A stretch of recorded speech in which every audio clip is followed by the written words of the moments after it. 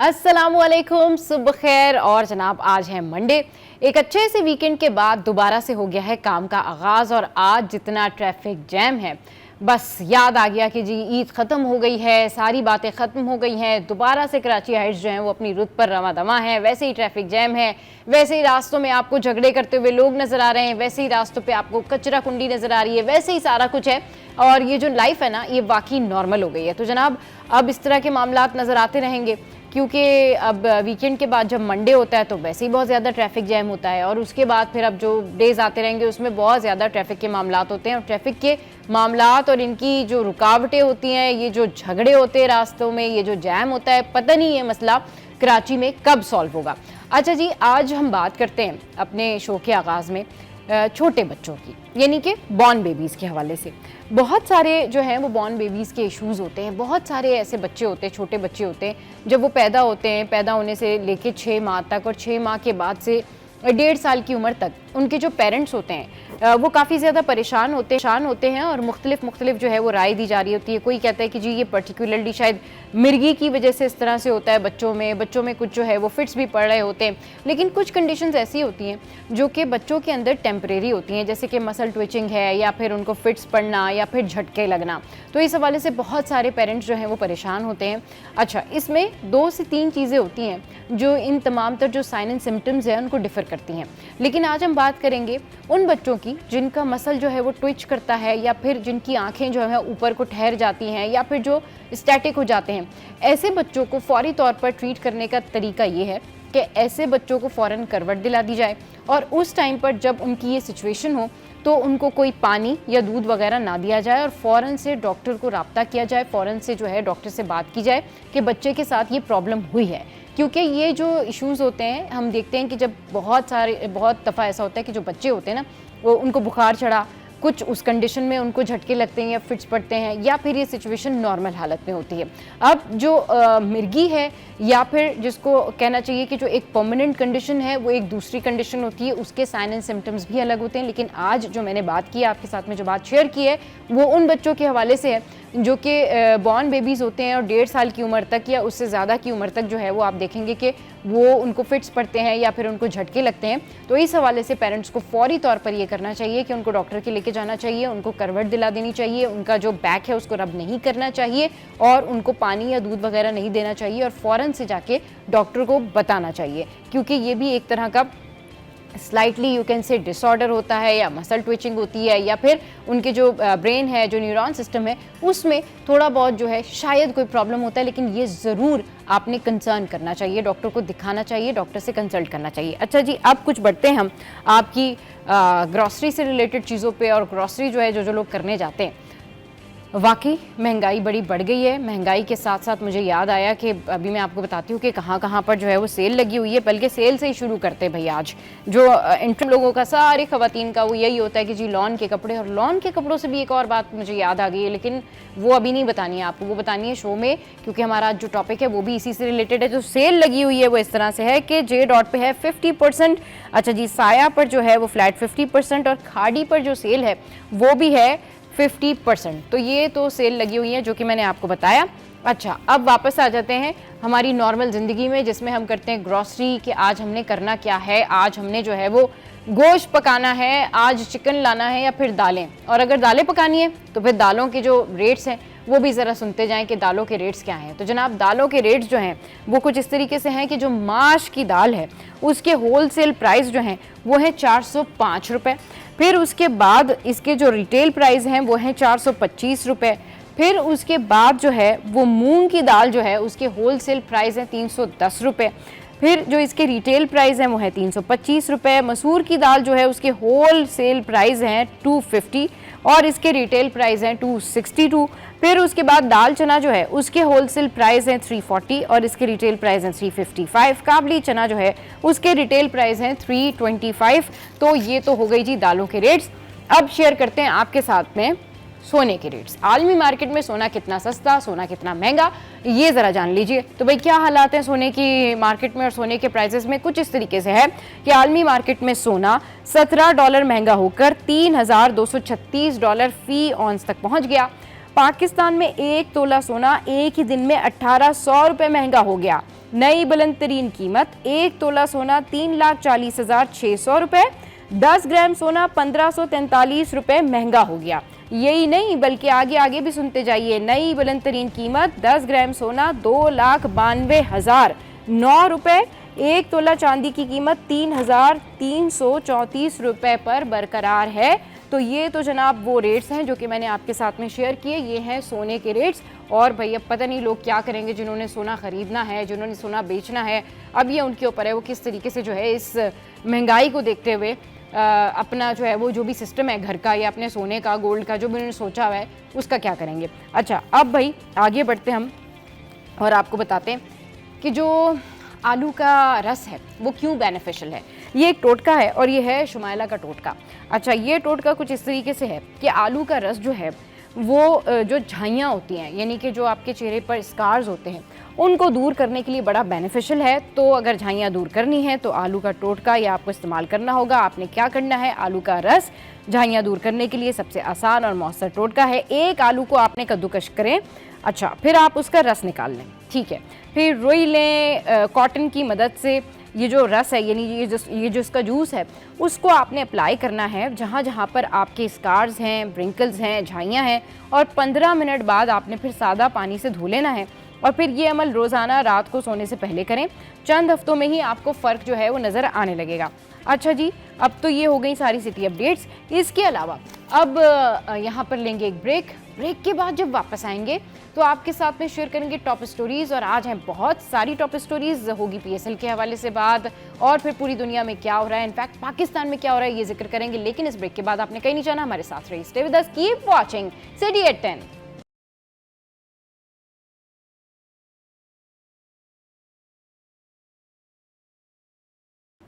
Welcome back. तो हमारे correspondent ने हमें ज्वाइन किया है, ब्यूरो चीफ कराची अशरफ भाई ने हमें ज्वाइन किया है। इनसे बात करने से पहले आपको बताते हैं कि क्या हुआ PSL में। तो जनाब, PSL में हो रहे हैं बहुत सारे मैचेस और हो रहे हैं बहुत सारे अपसेट। तो लाहौर कलंदर्स ने कोयटा ग्लेडिएटर्स को 79 रन से जो है वो शिकस्त दे दी है। Pakistan super league PSL season 10 के चौथे मैच में लाहौर कलंदर्स ने कोयटा ग्लेडिएटर्स को 79 रन से शिकस्त दे दी। 220 रन के ताकुब में कोयटा ग्लेडिएटर्स 17वें ओवर में 141 रन पर आउट हो गई। रावलपिंडी में खेले गए मैच में कोयटा ग्लेडिएटर्स ने लाहौर कलंदर्स के खिलाफ टॉस जीतकर फील्डिंग का फैसला किया। पहले बैटिंग करते हुए लाहौर कलंदर्स ने फखर जमान की शानदार बैटिंग की बदौलत कोयटा ग्लेडिएटर्स को जीत के लिए 220 रन का हदफ दिया। फखर जमान शानदार बैटिंग पर प्लेयर ऑफ द मैच करार पाए। कोयटा ग्लेडिएटर्स ने लाहौर कलंदर्स के खिलाफ हदफ के ताकुब में बैटिंग का आगाज किया तो इब्तिदा में ही इसे मुश्किलात का सामना करना पड़ा और इसकी पहली विकेट 2 रन पर ही गिर गई, जबकि कप्तान सऊद शकील 1 रन बनाकर फखर जमान के हाथों शाहीन की गेंद पर कैच आउट हो गए हैं।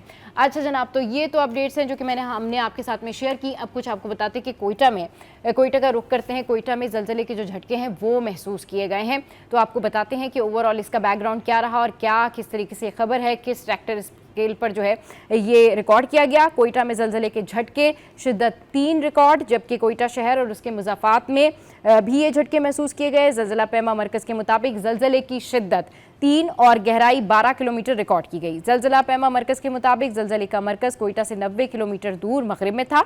ज़लज़ले के बायस फिलहाल किसी किस्म के जानी और माली नुकसान की इतलात नहीं मिली हैं। अच्छा, एक और बड़ी खबर और एक और अहम खबर जो कि अच्छी डेवलपमेंट स्टोरी है, और इस खबर को सुन के मुझे भी बड़ी हैरत हुई कि भाई पाकिस्तान जो है वो सोलर पैनल दरामद करने वाला दुनिया का सबसे बड़ा मुल्क बन गया है। देखें जी, क्या ज़बरदस्त ये न्यूज़ है कि पाकिस्तान सोलर पैनल दरामद करने वाला दुनिया का सबसे बड़ा मुल्क बन गया। बरतानवी थिंक टैंक एम्बर की रिपोर्ट के मुताबिक पाकिस्तान 2024 में दुनिया का सबसे बड़ा सोलर पैनल दरामद करने वाला मुल्क बन गया, जहां 17 गीगावाट सोलर पैनल्स दरामद किए गए हैं। अच्छा, जो 2023 की निस्बत 2 गुना है। अच्छा, ये तब्दीली किसी सरकारी मंसूबे के तहत नहीं बल्कि घरेलू सार्फिन, छोटे कारोबारों और तजारती इदारों की ज़ाती कोशिशों से मुमकिन हुई है। तो ये तो एक खबर बड़ी अच्छी। अच्छा, अब कुछ बात कर लेते हैं कि भाई जापान में क्या हो रहा है। तो जापान में तिजारती सकाफती नुमाइश वर्ल्ड एक्सपो 2025 का जो है वो आगाज़ हो गया है। And this is big news, great initiative. World expo 2025 Osaka Japan में 13 अप्रैल से 13 अक्टूबर तक 2025 तक जारी रहेगी और थीम है इसकी हमारी ज़िंदगियों के लिए मुस्तकबिल की सोसाइटी को डिज़ाइन करना। अच्छा जनाब, 160 से ज़ायद जो ममालिक हैं और आलमी तंजीमें हैं वो इसमें शिरकत कर रही हैं। तो जनाब, ये ज़बरदस्ती एक्सपो होने जा रही है जापान में। अच्छा, अब आपको बताते हैं और चिली का रुख करते हैं। चिली में क्या हुआ है। चिली में 2 घंटों के दौरान 2 घंटों में 160 ज़लज़लों के बाद आतिशफ़िशा फटने की वार्निंग जारी की गई है। चिली की लगुना डिल मोल आतिशफ़िशा फील्ड में सिर्फ 2 घंटों के दौरान 160 ज़लज़ले के झटके महसूस किए गए हैं। बैनुल-अक़वामी मीडिया रिपोर्ट के मुताबिक रवा हफ्ते के आगाज़ में आए ये ज़लज़ले आतिशफ़िशा की फ़ाल नौयत की निशानदेही करते हैं, जबकि जो रिपोर्ट है उसमें बताया गया है कि अर्जेंटाइन की सरहद के करीब वाक़े चिली के दारुल हुकूमत से तकरीबन 300 किलोमीटर जुनूब में वाक़े 500 मुरब्बा किलोमीटर पर मुहित आतिशफ़िशा फील्ड लगुना डिल मोल में मुतादिद आतिशफ़िशा पहाड़ जो हैं वो यहाँ पर मौजूद हैं। अब एक और ख़बर जो कि है कराची से, और इंतहाई अफसोसनाक खबर भी है। और अभी जैसे ब्यूरो चीफ जो है हमारे अशरफ भाई, वो कह रहे थे कि लोगों को ना वाकई इस पे अवेयरनेस की बड़ी ज़रूरत है। ये खबर मैं आपके साथ में शेयर करती हूँ, फिर इस पर डिस्कशन करेंगे। कार की टक्कर से राहगीर जाँ बहक, मुश्तइल अफराद ने जो कार थी उसको जला दिया। अच्छा जी, कराची का इलाके गुलशन इकबाल में डिस्को बेकरी के करीब तेज़ रफ्तार गाड़ी की टक्कर से एक शख्स जाँ बहक और एक ज़ख्मी हो गया। मुश्तइल अफराद ने गाड़ी को आग लगा दी। ये मनाजिर भी आप देख सकते हैं। पुलिस ने मौके पर पहुंचकर ड्राइवर और उसके साथ मौजूद 3 अफराद को हिरासत में ले लिया। पुलिस के मुताबिक गाड़ी जलाने के इल्ज़ाम में भी कुछ लोगों को हिरासत में लिया गया है। ज़राए का बताना है कि गुलशन इकबाल में तेज़ रफ्तार गाड़ी मस्कन चौरंगी की जानिब जाते हुए ग्रीन बेल्ट तोड़ती हुई मुखालिफ सिमत में चली गई, जिससे 2 राहगीर शदीद ज़ख्मी हो गए थे, जिनमें से एक जाँ बहक हो गया। और अब पुलिस हुक्काम ने बताया है कि मुख्तलिफ फुटेजेस की मदद से गाड़ी को आग लगाने वाले मुतादिद अफराद को भी हिरासत में लिया है, जिनसे तफ्तीश का अमल जारी है। हादसे में मरने वाले की फौरी तौर पर शनाख्त नहीं हो सकी। तो इस पर बात करने के लिए अशरफ भाई और मेराज भाई इस वक्त हमारे साथ मौजूद हैं। अस्सलाम वालेकुम अशरफ भाई, वेलकम टू द शो। कैसे हैं आप? ठीक ठाक हैं? अशरफ भाई, ये आप देखेंगे क्या सिलसिला चल पड़ा है, ये लोगों के अंदर क्या मतलब कोई प्रॉब्लम आ गई है कि जी अगर कोई भी हादसा होगा तो इस तरीके से मुश्तइल हो जाना है, बिल्कुल ही बिफर जाना है और मामलात को और बिगाड़ देना है। पहली एक वहाँ पर हादसा हुआ है, पैनिक है, उसके बाद दोबारा से जो है वो कार जला दी। ये क्या लोगों का माइंडसेट है? देखें, इस वक्त कराची की जो सिचुएशन देखें ना, तो सबसे बड़ा कंसर्न ये है कि देखें वज़ीर आला सिंध, गवर्नर सिंध सब कंसर्न शो कर रहे हैं, सिक्योरिटी इदारे कंसर्न शो कर रहे हैं कि इससे पहले जो हादसा हुए हैं तो आपने पहले देखा डंपर जला दिए, पानी के टैंकर जला दिए। अब ये होता है लॉ एंड ऑर्डर को अपने हाथ में लेना, ये सरकारी रेट को चैलेंज करना। अब सरकार यहाँ मौजूद है, सरकार को अपना काम करने दें। दुनिया में हादसा होते हैं, ठीक है, उसके लिए क्या है कि उसके कानून के मुताबिक उस पर कार्रवाई होती है। यहाँ पे खुद जो है जज बन के वहीं पे सारे फैसले करते हैं। अब आप देखिए गलती है क्या है उसके ऊपर देखा जाएगा ना, ये थोड़ी कि आपने देखा वहाँ पे छीनम जब्ती हो रही है, अब वो एग्जाम्पल में आपने आपको सेव करने के लिए उसको पकड़ा है, वो मुझे ही आपको क्रिमिनल पकड़े मुझे मार दें, तो मैंने पहले सोचे आप जज नहीं बने, वहाँ पे सिचुएशन आपको अभी आपको पता ही नहीं, आपने देखा कुछ उस पर रिएक्ट कर दिया। अब वहाँ पे आप देखें ये हादसा हुआ, ठीक है, एक सानिया है कि कीमती जान गई, एक जख्मी हो गया, गाड़ी का हुआ। वहाँ पे वो लोगों ने पहले आके गाड़ी तोड़ी है, फॉर्च्यूनर थी उस पे, वहाँ पे गुलशन जो ये डिस्को बेकरी से आगे गाड़ी को पहले लोगों ने तोड़ा, पहले एक ने हिम्मत की, उस एक के पीछे 20 लोग और आए और पूरी गाड़ी पहले एक दरवाजा खोल के सब कुछ तोड़ ताड़ के उसके बाद एट दी एंड आग लगा दी। आग लगाने के बाद क्या हुआ है, क्योंकि जो हमारे दो सहबाब थे, फिर टीम भी थी, तो बताया जब आग लगी तो उसमें फ्यूल भी था, फिर धमाका भी हुआ ना। अब ये कंसर्न देखें कि आसपास के लोगों को और खतरा में डाल रहे हैं आप, मतलब कि और लोग जो खड़े होके जो हमारे यहाँ माशाल्लाह जो सोशल मीडिया के चैंपियंस बनते हैं, वीडियो बना रहे थे, अगर वो हादसे के बाद तो चलो 2 लोग जख्मी हुए और वो सामने चीजें आई, अब धमाके में कुछ और हो जाता, राइट, ठीक है, जल जाते लोग, फिर अब वो उनके ऊपर अलग मुकदमा हो जाता। अब लोग सोच नहीं रहे, और ये जो पैनिक सिचुएशन इस शहर में हुई है, आपको पता है कि हमारे यहाँ जो दिमाग जो है ना, हम लोग हाइपर टेंशन का शिकार हो गए, ठीक है, एक हमारा एक लेवल है ना, वो लेवल से ऊपर हम लोग चले गए कि आप ट्रैफिक का कंजेशन देखें, आप शोर का कंजेशन देखें, सब कुछ मसला इस कराची शहर में, सबसे बड़ा शहर, और इसके शहर के मसाइल को हल करने के लिए कोई भी संजीदा नहीं, सिर्फ आपके बयानबाजी कर रहे हैं, ये नहीं होना चाहिए, वो नहीं होना चाहिए। अब आप देखें ना सिचुएशन के, मिराज साहब बैठे हुए वो बताएंगे कितने लोग हादसात में, अगर हम देखें इन शॉर्ट रमज़ान से हम लोगों ने बैठ के हमने डिसाइड किया था, रोज़ रमज़ान का हमने पूरे 30 रोज़े जो हमने रोज़ अपडेट दिया, फिर हमने कंसर्न दिया, फिर अभी कल मिराज साहब ने 2 दिन पहले हमने ब्रेक की खबर कि एक डंपर का कि उसने शराय फैसल पे ट्रैफिक पुलिस उसको रोक रही है, किधर भाई, वो उसने पीछे से आके डंपर ने वो पुलिस वाले की ट्रैफिक पुलिस की गाड़ी को मारा है और बाकी गाड़ियों को मारता हुआ निकल गया।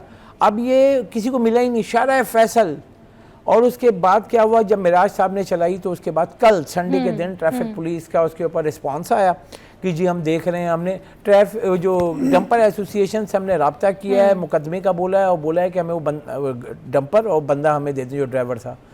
फिर जब वो भी ब्रेक मिराज साहब ने कल की रात को ही, और वो गिरफ्तार हो गया। अब कंसर्न देखे ना कि वो मार के चला गया, वो ढूंढ रहे हैं, मतलब इतना बड़ा शहर है उसमें उनको पुलिस वाले ढूंढ रहे हैं। हाँ, ट्रैफिक पुलिस की नई गाड़ी थी, हाँ।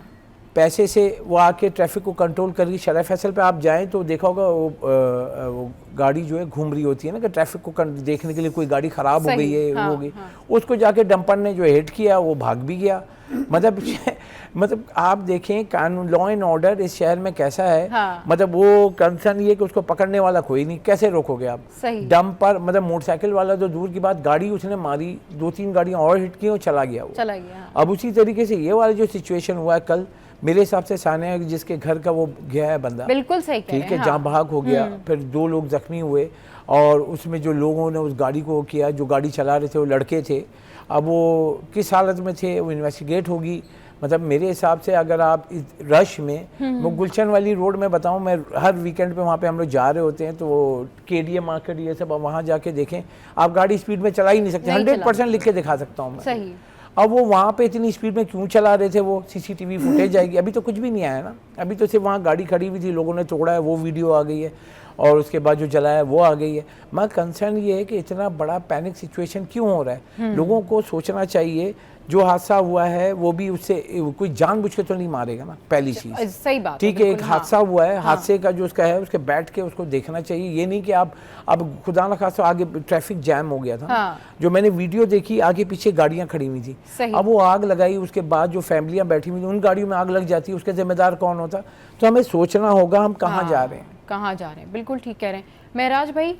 पुलिस को बहुत क्रिटिसाइज़ करते हैं, इस हवाले से बात की जाती है कि ठीक है इंतज़ामिया कुछ नहीं कर रही, हादसात का शिकार हो रहे बहुत सारे, लेकिन आवाम को अपने तौर पे भी खुद कितनी अवेयरनेस की ज़रूरत है। खुद पहले ही एक हादसा हुआ है, उस पे आप मज़ीद जो है वो गाड़ी जला रहे हैं, मज़ीद इश्तियाल अंगेज़ी, मज़ीद पैनिक फैला रहे हैं, ना कि आप उस हादसे को ओवरकम करें। वहाँ पर जो मौजूद लोग हैं उनके आसान खता हो जाते हैं, आप उनको रिलैक्स करें, लोगों को इमदाद दें, गाड़ी जला रहे हैं। देखिए बात है कि कराची में हम ये देख रहे हैं कि आहिस्ता आहिस्ता लोगों में क़ुव्वत बर्दाश्त जो है ना वो ख़त्म होती जा रही है। सही, ठीक है ना, अफरा तफरी का माहौल है। दूसरी बात यह है कि इंतज़ामिया की जो पोजीशन होनी चाहिए ना शहर में जुराइम को रोकने के लिए, हादसात को रोकने के लिए, वो भी हमें कहीं नज़र नहीं आती। तो लोगों ने इसीलिए जो है वो कानून को अपने हाथ में लेना शुरू कर दिया। अगर आपको याद हो तो कुछ साल पहले एक सिलसिला चल निकला था कराची में कि डाकुओं को जहाँ पकड़ते थे जिंदा जला दिया करते थे। हाँ बिल्कुल, जिंदा जला दिया। उस पर जब सख्ती हुई और FIRs हुई और लोग गिरफ्तार हुए तो आहिस्ता आहिस्ता वो चीज़ ख़त्म हुई। लेकिन अब हम ये देख रहे हैं कि जहाँ जिसका दिल चाह रहा है वो डंपर जला देता है, कार जला देता है। अभी गुलशन इकबाल वाला वाक़या बिल्कुल हमारे सामने गुज़िश्ता रात का वाक़या है। तो इसमें सोचना यह है कि जो लोग इसको जलाने में मुलविस थे, जब वीडियो बन रही थी, जैसे कि बताया अभी अशरफ भाई ने भी कि वहाँ पे लोग जो है वो सोशल मीडिया पर डालने के लिए वीडियोस बना रहे थे, सब कुछ कर रहे थे, ठीक है, ठीक है। तो पहले तो आपको ये देखना चाहिए कि भाई जो बंदा जख्मी हुआ या हलाक हुआ उनको अस्पताल पहुँचवाएं, उनके लिए एम्बुलेंस का इंतजाम करें, ठीक है। हमारे यहाँ इतना बुरा हाल है कि उनको छोड़ के लोग दूसरे कामों में ज़्यादा मसरूफ़ हो जाते हैं, ठीक है। अब उस गाड़ी में जो वीडियो आई है वहाँ की, उस गाड़ी को बाकायदा पूरी तरह से पहले उसके गेट, शीशे, पत्थर मंगवाए गए हैं, आवाज़ें भी आ रही है पत्थर लाओ पत्थर, इसको सही से तोड़ना है। मतलब लोग जो है उसको बर्बाद करने के लिए थे। आपको पता है कि हादसा, देखें मैं ये नहीं कहता कि हादसे में उन लोगों की गलती नहीं थी, लेकिन मैं आपको बताऊं कि अगर आपकी गाड़ी तेज रफ्तारी में है और आपकी गाड़ी का टायर रॉड टूट जाता है तो आपकी गाड़ी कलबाजियां खाती हुई दूसरी सड़क पे जाके गिरती है। ये हमने 10 वाक़यात रिपोर्ट किए हैं। स्पीड में सीधी गाड़ी जा रही है, टायर रॉड टूट गया उसका, तो वो ग्रीन बेल्ट को क्रॉस करती हुई दूसरी सड़क पे आ गई, और जब वहां आई तो सामने से आने वाली गाड़ियों से टकरा गई। तो देखिए हादसे की वजूहात का इल्म तो तफ्तीश के बाद होगा, गाड़ी की एग्जामिनेशन के बाद होगा कि गाड़ी में क्या प्रॉब्लम था। लेकिन बात वही है, कानून को हमने अपने हाथ में लेना है, कोई पूछने वाला नहीं है। तो बात यह है कि अब रात को जब ये सारा वाकया हुआ तो इसमें हमारी SSP से भी बात हुई इससे, तो उन्होंने कहा कि भाई देखें हादसा हुआ है, हमने उनको हिरासत में भी लिया है, लेकिन जिन लोगों ने गाड़ी को आग लगाई, जलाओ घिराव के इल्जाम में, उनको भी गिरफ्तार किया जाएगा।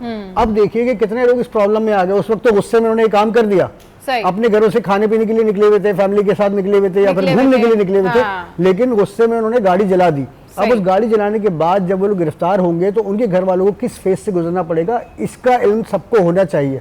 और पता नहीं किसने गाड़ी किस तरह खरीदी है, कितनी मेहनत से किसी ने गाड़ी ली हुई है, क्या उसके हो सकता है गाड़ी में कोई टेक्निकल फॉल्ट आ गया हो सकता है कोई और प्रॉब्लम हो गई हो। समटाइम्स महराज भाई ये भी तो होता है ना कि आप गाड़ी ड्राइव कर रहे हैं, किसी को अटैक आ गया, हार्ट अटैक आ गया, या किसी का ब्रेन जो है वो स्टक हो गया, या किसी को कोई दौरा पड़ गया, कोई प्रॉब्लम हो गई, तो उससे भी तो गाड़ी डिसबैलेंस हो सकती है ना। पहले आप वजूहात तो जाने कि अगर कोई गाड़ी जाके किसी से टक्कर लगी है, एक्सीडेंट हुआ है, तो उसकी रीजन क्या है भाई, ये भी तो एक जो है ना इन्वेस्टिगेट करें पहले कि भाई रीजन क्या है, फिर आप जाएं और जो भी आपने इश्तियाल अंगेजी करनी है करें। इश्तियाल फौरी तौर पे आ रहा है, बात वही आ रही है मायूसी की, क्योंकि देखें कराची बहरहाल मुल्क का सबसे बड़ा शहर है, बिल्कुल ठीक है, बहुत जाहिर सी बात है, बहुत सारी कौमें भी यहाँ पर आबाद हैं, सब कुछ है यहाँ पर, मसाइल भी इतने ही हैं। सड़क आपको कहीं सही नहीं मिल रही, बिजली आपको नहीं मिल रही, गैस आपको नहीं मिल रही, बिजली के बिल अगर नहीं भी है बिजली तब भी इतने आ रहे, लोग परेशान हुए हैं। लेकिन इस परेशानी का मकसद या इस अजियत का मकसद ये नहीं है कि आप दूसरे की अमलाक को नुकसान पहुंचाना शुरू कर दें। बिल्कुल ठीक कह रहे हैं कि इस परेशानी का मकसद ये नहीं कि आप दूसरे की अमलाक को नुकसान पहुंचाएं या बिना जाने बिना इन्वेस्टिगेट किए जो है वो आप किसी की गाड़ी चला दें, किसी को थप्पड़ मार दें, किसी से बदतमीजी कर लें, ये नहीं करना चाहिए। यहाँ वक्त तो एक ब्रेक का, ब्रेक के बाद जब वापस आएंगे तो एक और टॉप स्टोरी आपके साथ में शेयर करेंगे। आपने कहीं नहीं जाना, stay with us, keep watching city at 10।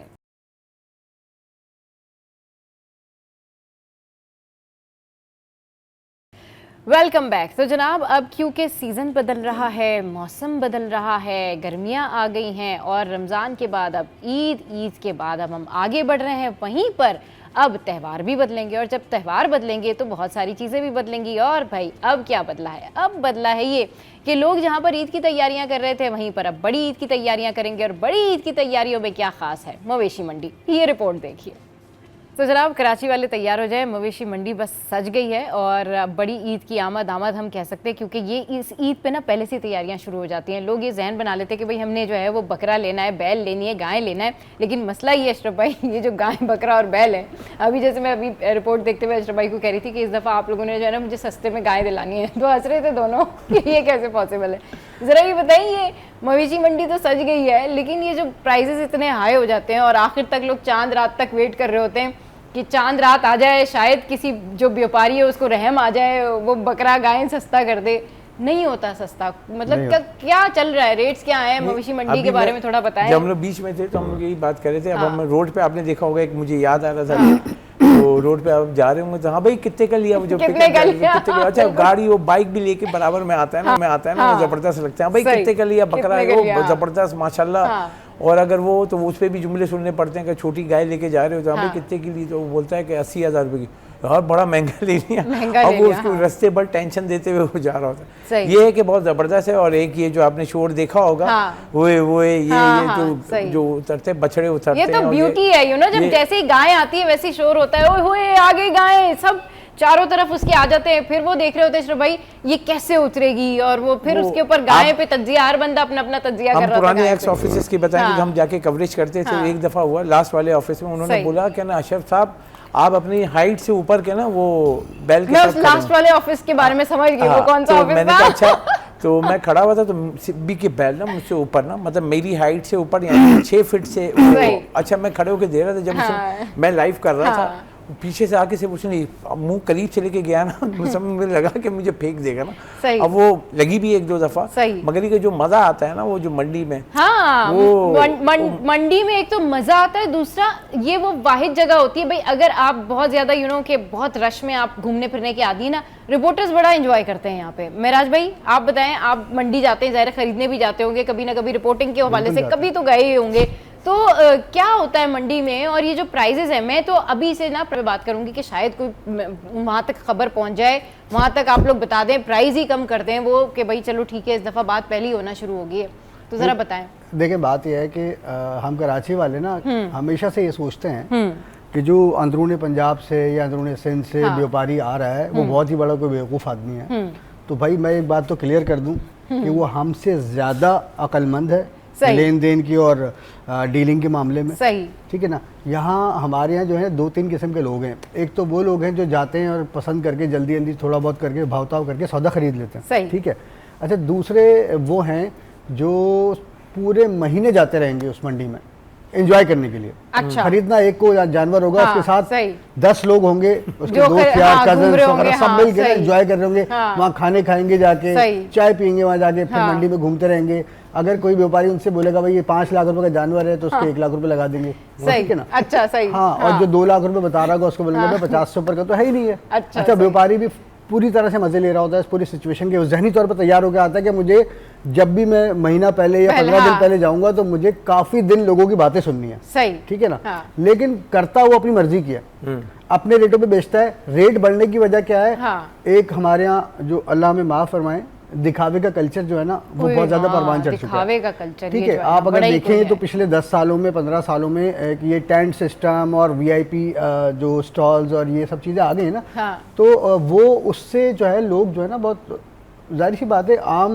जो मंडी थी जो जानवरों की उनको भी बड़ा फर्क पड़ता होगा कि वहां से 20 लाख रुपए का ले लो। अगर आप किसी को कहते हैं ना कि मैंने आपकी गाय कितने की, उन्होंने कहा जी 2 लाख की, उसके ऊपर लोग मुंह बनाते हैं। 2 लाख की तो अच्छा बस सही है, मैंने बात वही कही पतली सूखी सी गाय है, तो ये किस तरह का 2 लाख की गाय 2 लाख मैटर करते हैं। ये भी बताओ मैं आपको, उसको भी 2 किस्म के लोग हैं। अच्छा, मैं उन लोगों को जानता हूँ 5 लाख रुपए के जानवर खरीद के लाएंगे और मोहल्ले में आके बता देंगे 1.5 लाख रुपए का लिया है, उसके बाद पूरा मोहल्ला क्या पूरा इलाका वहां पहुंचा हुआ होगा। अच्छा भाई लूट ली तुमने मंडी, अच्छा, लेके 5 लाख का है, बता 1.5 लाख रुपए रहे। अब ये उनका वो है तरीका है कि भाई हमारे जानवर जो मशहूर हो जाए, और यकीन करें मशहूर हो जाता है। अच्छा, हाँ सही, मतलब तो लोग नित नए तरीके से काम करते हैं। अभी आपने पिछले सालों में ये भी देखा, वो ग्राउंड में बच्चे अपनी बैल को और बकरों को लेके आए, तो उनकी कैट वॉक करवा रहे हैं, उनको सजा रहे हैं। कैट वॉक से मुझे याद है मंडी में भी, अशरफ भाई, ये मंडी में भी कैट वॉक होती है।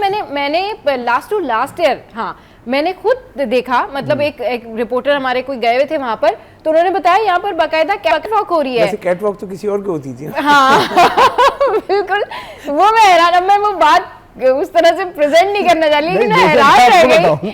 कैट वॉक्स मैंने भी बनाई है, पैकेजेस बनाए हैं उसके भी। और बाकी आप बताओ, जैसे कि हम अमूमन वो शायरी वाली अल्फाज में किस नाज़ अदा से वो चलती हुई खरामा आई, तो इस तरह के मामला जो लड़कियों के लिए कहे जाते थे ना शायरी की जानिब से, वो गाय और बैल के लिए कहे जा रहे होते।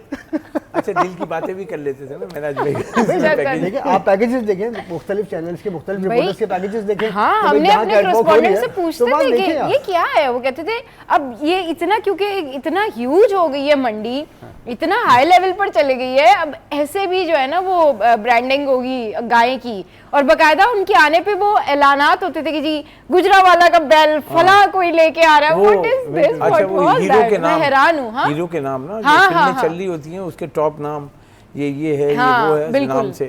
तो अब मेन ये क्या, गग्गू बैल और पता नहीं कौन सा बैल, यानी ऐसे ऐसे नाम रखे होते लोगों ने भी, तो आएंगे मतलब पता नहीं एक नगीना बैल, यानी वो फेमस होते हैं वहाँ पे मंडियों में। हाँ, पैसे भी वो अगर अभी देखें, अभी तो मंडी शुरू हुई है, पंजाब से माल आना शुरू हुआ है, तो कल जो रिपोर्ट आपने अभी जो हमने ऑन एयर की, तो ये है कि सिचुएशन ये है नॉर्दर्न बाईपास पे ना। अभी इन्होंने जो इसमें खबर ये दी है कि वहाँ पे इन्होंने इस वक्त पिछले साल के मुकाबले अभी 50% उन्होंने पार्किंग वो दे दी है। बाकी लोग जो वहाँ पे लगाएंगे, चारा जितना भी लाएं, वो भी क्योंकि इश्यूज थे, वो सारी शिकायतें सुनी, तो अब उन्होंने कहा है कि जो वो जानवर लेकर आते हैं अपने साथ चारा भी, क्योंकि यहाँ चारा महंगा हो जाए।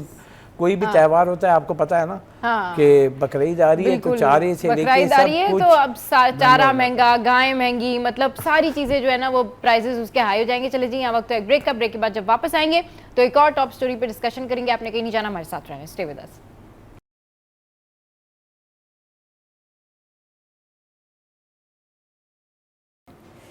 Welcome back. एक और टॉप स्टोरी जो है वो आपके साथ में शेयर करते हैं, और ये स्टोरी है कि पाकिस्तान में हज ऑपरेशन 2025 का आगाज़ 29 अप्रैल से होगा।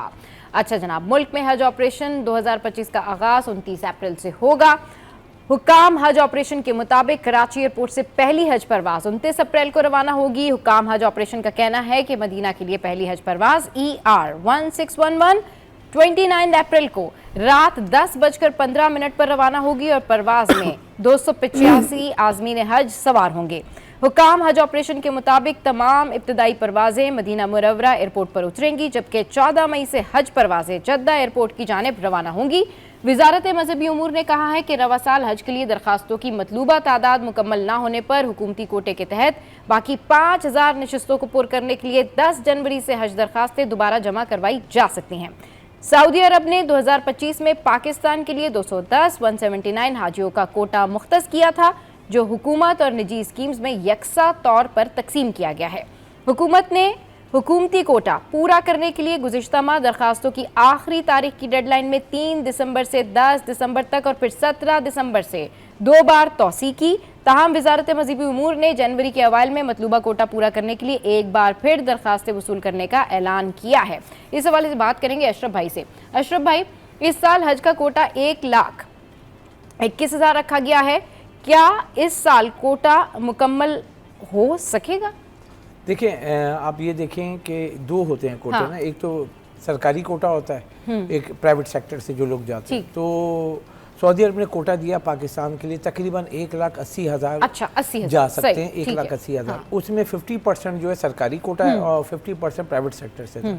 50% का मतलब 90,000 जो सरकारी कोटे पे जाना। सरकारी कोटा क्या है कि सरकार की मदद में जाते हैं तो वहाँ से उनका जगह, मकतब, वहाँ हैंडलिंग जो है वो हुकूमत पाकिस्तान के तहत होती है। सही। बाकी जो दूसरा होता है प्राइवेट सेक्टर का, तो प्राइवेट सेक्टर में क्योंकि पूरा कोटा नहीं होता, वो बहुत सारे लोग हैं हम बाहर से भी बुक कराते हैं जो पाकिस्तानी हैं, तो प्राइवेट सेक्टर के थ्रू जाते हैं। जो आपके होप है जिसे बोलते हैं हज ऑर्गेनाइजेशन ऑफ एसोसिएशन है, वो उनके थ्रू जाते हैं, बुकिंग कराते हैं। अब यहाँ पे आपको बड़ा मसला बताऊं कि जो सरकारी तौर पे जो जा रहे हैं 90,000 वो तो जा रहे हैं, उनका सब कुछ फिक्स हो गया है। अब जो शॉर्ट टाइम रह गया ये अप्रैल में, हम अप्रैल में हैं और हज की पहली फ़्लाइट जाने वाली, तो सबसे बड़ा कंसर्न ही हो रहा है, आप हैरान हो जाएंगी, 90,000 में से बामुश्किल मतलब इस दफ़ा 60,000 जो प्राइवेट सेक्टर से जो जाने थे वो नहीं जा पाएंगे। अच्छा। और उसका सबसे बड़ा मसला ये है कि ये सवाल उठेगा, हुकूमत पाकिस्तान पूछे होप से, जो हर हज ऑर्गेनाइजेशन जो एसोसिएशन है जो कि लोगों को प्राइवेट सेक्टर से लेके जाती है, तो पैसे भी लेती है, फिर वहाँ बुक करती है। तो एक इसकी चीज़ जो अब आपके शो में ब्रेकिंग ये दे रहे हैं कि 90,000 जो प्राइवेट सेक्टर से जो जाना था जिनको, बामुश्किल वो 20,000 जा सके, यानी 70,000 के करीब जो प्राइवेट सेक्टर से पूरे मुल्क से हज के लिए जाना था, उनके लिए बहुत बड़ा सवाल निशान हो गया है। क्योंकि इनकी 12 तारीख थी लास्ट डेट जो सऊदी अरब के लिए जो उनकी पेमेंट करनी थी, तो इन्होंने दो सूरत में पेमेंट, एक मकतब का यानी कि जो जगह होती है उसके लिए आप फिक्स करते, क्योंकि हज़ारों की तादाद में लोग होते हैं, जगह आपको बुक करनी, क्योंकि होटल वगैरह मिलते नहीं। तो ये माशाल्लाह मिराज साहब पिछले साल जो है हज पे थे, वो बताएंगे इस पे डिटेल पे, मतलब मकतब करते हैं उसकी पेमेंट कर दी, लेकिन ग्राउंड हैंडलिंग जो थी प्राइवेट सेक्टर की, यानी कि जो वहाँ के लोग, ग्राउंड हैंडलिंग से मुराद AC वगैरह, पानी वगैरह ये सब, तो ग्राउंड हैंडलिंग के चार्जेस होते हैं वो अलग से देने होते हैं। तो वो जो ड्यू डेट थी, तो सवाल ये बनता है, होप को ये पता था कि सऊदी अरब गवर्नमेंट ने 12 फरवरी लास्ट डेट दी हुई थी तो क्यों वेट कर रहे थे?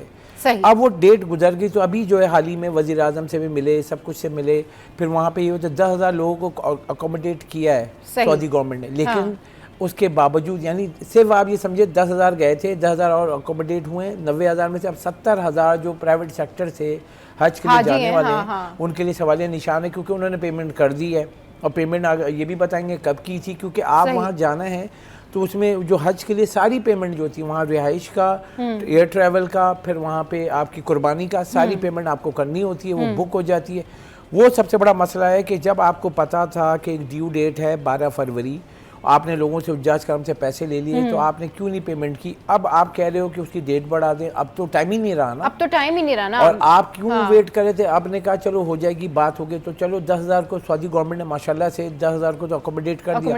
अब यहाँ होप की जो गलती है, अगर आपने वेट किया और इतनी ताखीर की, अब इतने हज़ारों की तादाद में लोगों ने जो पैसे लिए, अब उसका क्या होगा? अब वो 70,000 लोगों का क्या होगा? अब यहाँ पे बताऊं कि NOC मिलती है वहाँ पे ना, तो जो पेमेंट वहाँ पे हुई थी, उन्होंने मतलब यानी जगह उनको मिल गया था, लेकिन जब ग्राउंड हैंडलिंग के पैसे नहीं गए तो उन्होंने वो NOC जो फिक्स थी ना, कैंसिल करके पैसे वापस दे दी सऊदी गवर्नमेंट। अब आप कहाँ से लेके जाओगे? अब इस दफ़ा सबसे बड़ा कंसर्न है ये, तो हम स्क्रीन पर बताएं कि इस वक्त गवर्नमेंट पाकिस्तान भी और ये सारे मुतल्लिका इदारे उस पर लगे हुए हैं, लेकिन यहाँ पे सबसे बड़ा जो प्राइवेट सेक्टर से हज के लिए जाने वाले थे, मिस हैंडलिंग की वजह से वो नहीं जा पाएंगे। मिस हैंडलिंग की वजह से प्राइवेट सेक्टर से जो हाजी जाने वाले थे वो अब नहीं जा सकेंगे।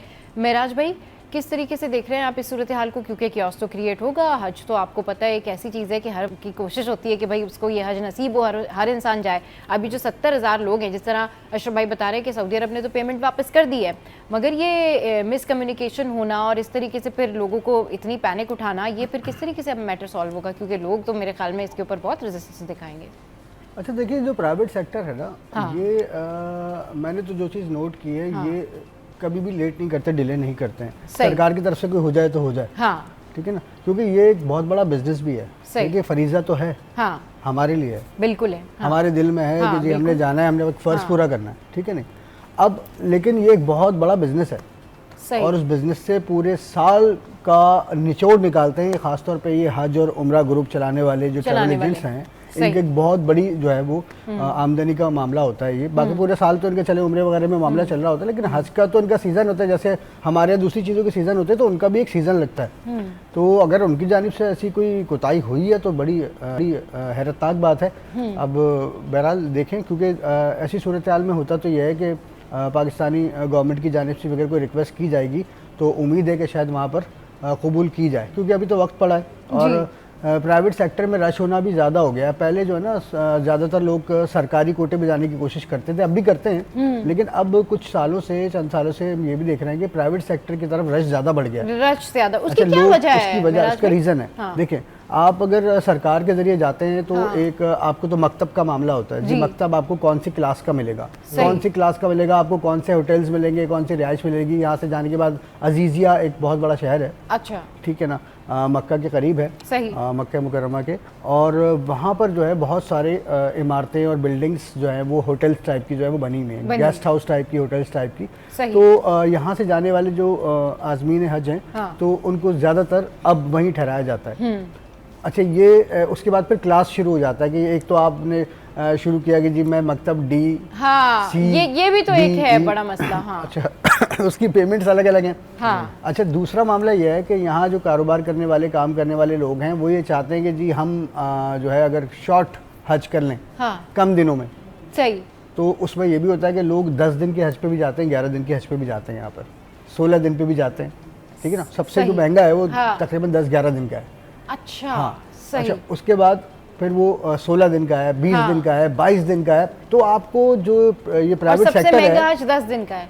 हाँ, 10 से 11 दिन का जो है ना, वो सबसे महंगा है। सही। वो मेरे ख्याल में कोई 25 लाख क्रॉस करता है वो। 25 अच्छा, अब वो वही लोग कर सकते हैं भाई जिनके पास इतना पैसा है। हाँ।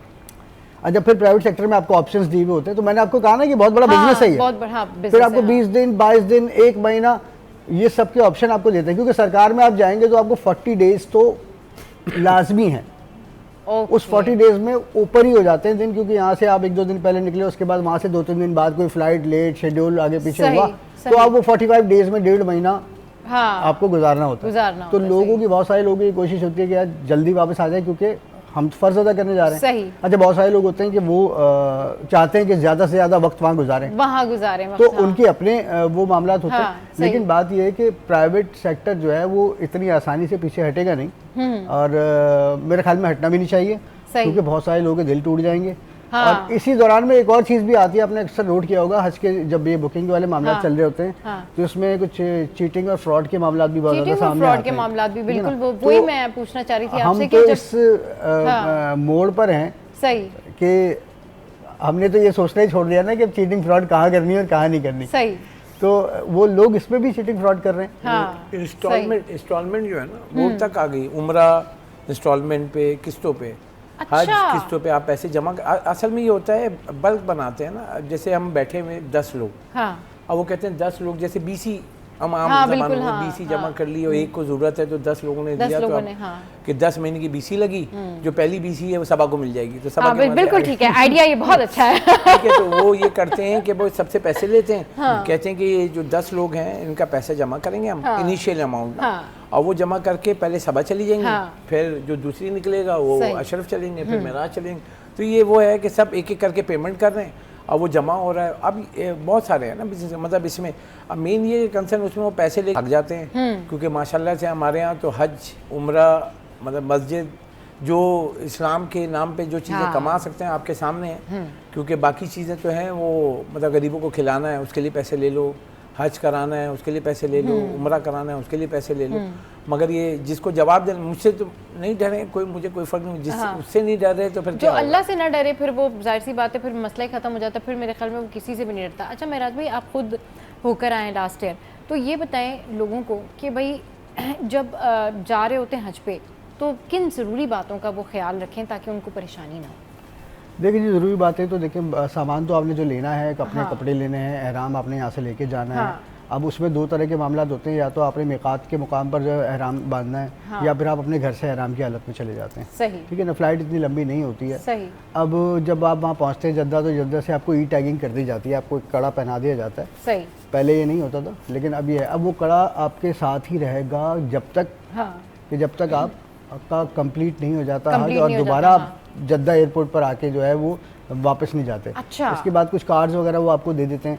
तो इसमें सूरत-ए-हाल ये है कि वहाँ मक्का मुकरमा पहुँचते ही सबसे पहले तो उम्रा जो है उसकी अदायगी होती है। ठीक है ना, उसके बाद आप फारिग होकर जो भी आपकी रिहाइश होती है वहाँ पर आप रिटर्न आ जाते हैं। तो अब बस सामान में देखें, सामान तो आपने अपनी ज़रूरत का जो नॉर्मल रखना होता है वही रखते हैं, लेकिन बस इस चीज़ का ज़रूर ख्याल रखें कि आपका सामान आपके पास रहे और आपके हैंड में रहे। वो इसलिए गुज़िश्ता अदवार में हम ये भी देख चुके हैं कि इस मामले में भी बहुत सारे लोगों ने फ़ायदा उठाने की कोशिश की, और किसी को फ्री में या तोहफतन चप्पलें दे दी, किसी ने तोहफे में आपको कोई बैग दे दिया, किसी ने आपको कोई चीज़ दे दी कि जी फलां मेरा एक रिलेटिव आएगा वो आपको दे देगा। तो भाई ये चीज़ें जो है ना, इससे भरपूर एहतियात करनी है, क्योंकि देखिए वहाँ पर पाकिस्तानी कानून नहीं है। सही, बिल्कुल। वो सीधे सीधे कानून पे चलने वाले लोग हैं कि जो है वो है। बिल्कुल। तो किसी का सामान जो है अपने सामान की एहतियात करें, किसी का सामान जो है वो आपको रखने की जरूरत नहीं है, और किसी किस्म के ट्रैप में ना फंसे। मेराज भाई हमारे साथ मौजूद है, आपका बहुत शुक्रिया। अशरफ भाई हमारे साथ मौजूद है, आपका शुक्रिया। शो में यहाँ वक्त तो एक ब्रेक के बाद जब वापस आएंगे तो फिर करेंगे ढेर सारी बातें। आप हमारे साथ रहिए।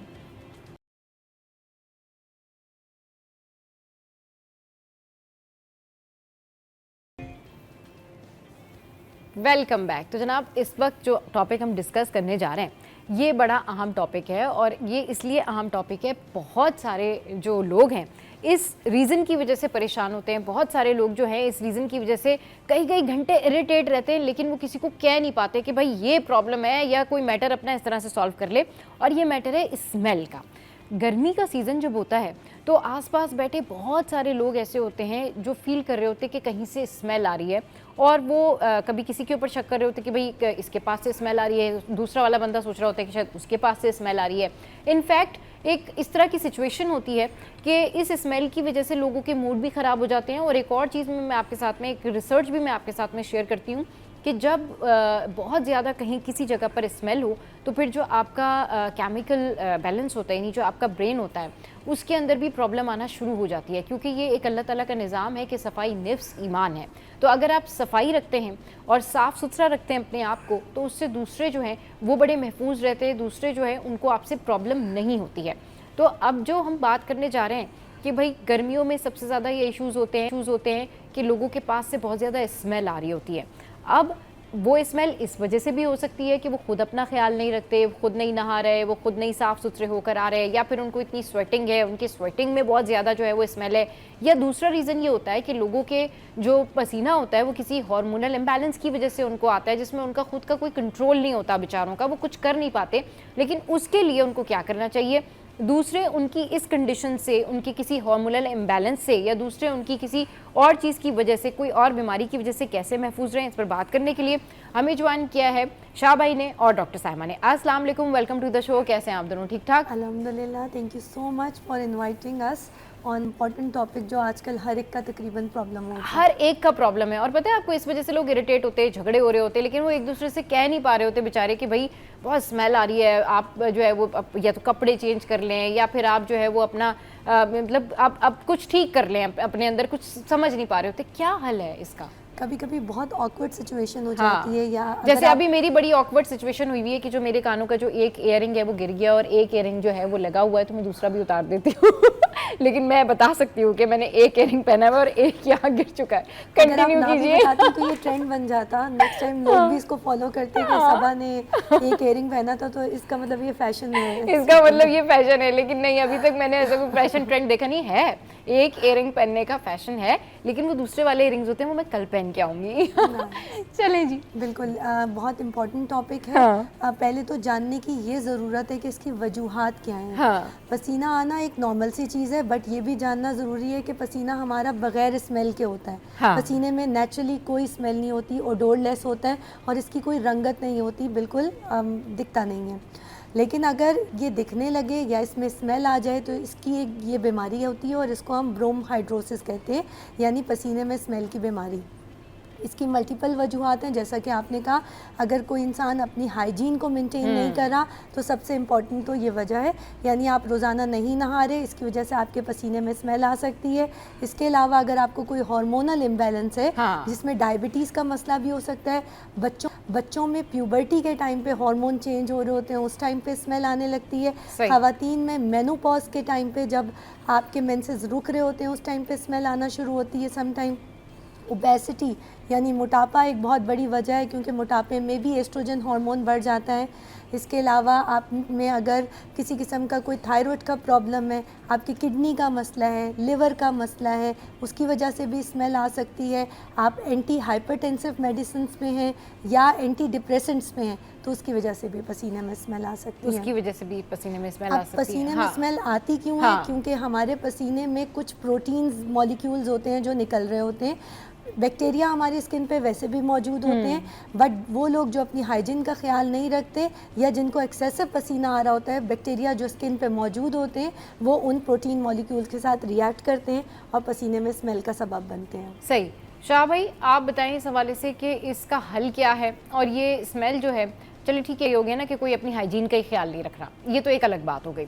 लेकिन अब जो लोग बीमार हैं, जिन लोगों को कोई हार्मोनल इशू है, वो कैसे इस मसले के हल से निकले? क्योंकि बाकी लोग तो अजियत में है ना, उनकी वजह से बाकी लोगों को तो उन बेचारों की बीमारी के बारे में नहीं पता।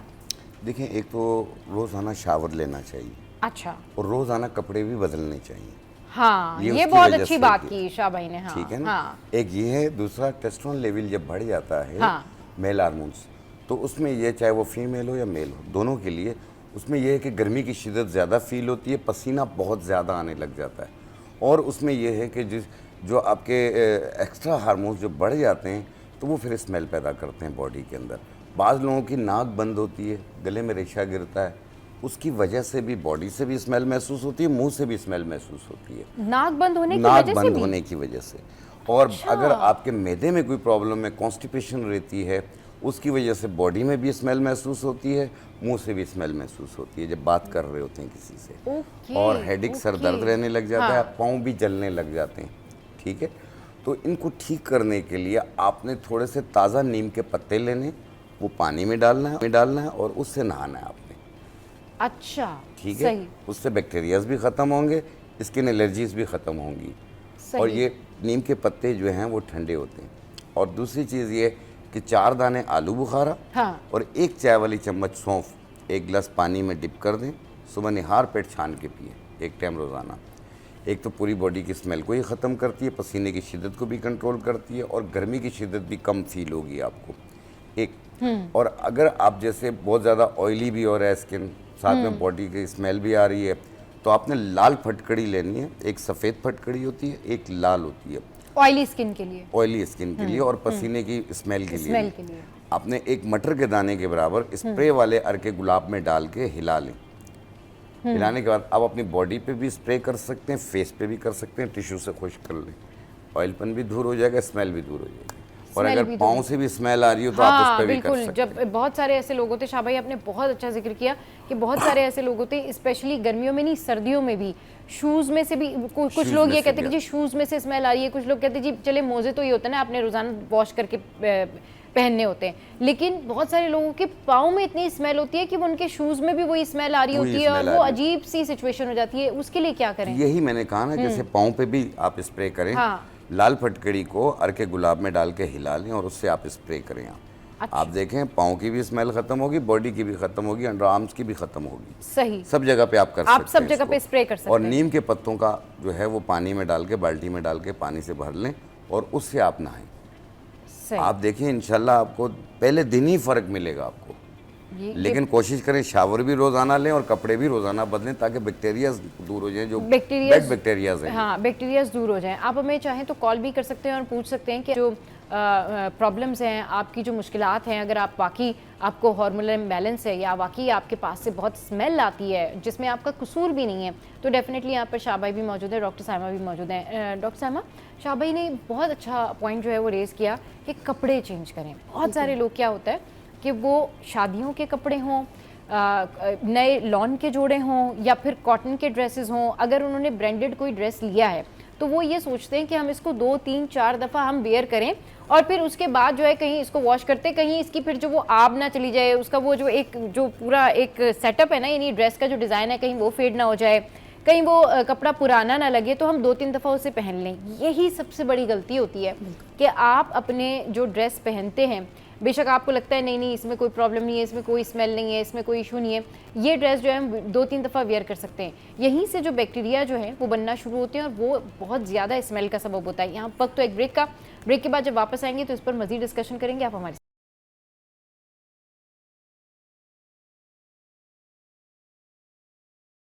Welcome back. तो भाई हम गर्मियों के हवाले से बात कर रहे हैं कि गर्मियों में लोगों के पास से बहुत ज़्यादा बदबू आ रही होती है, स्मेल आ रही होती है, जिसमें कभी कभी उनका कसूर होता है और कभी कभी उनको पता भी नहीं होता कि उनको कोई प्रॉब्लम है या उनको कोई बीमारी है।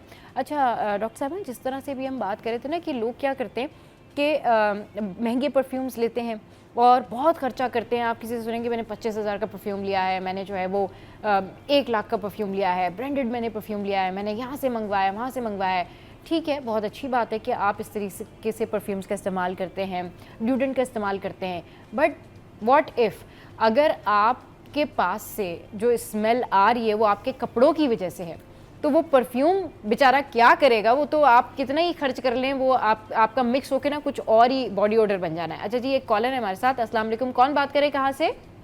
वालेकुम अस्सलाम, ये मैं जामशेद हैदराबाद से बात कर रहा हूँ, अयाज अली। जी, क्या सवाल है अयाज आपका?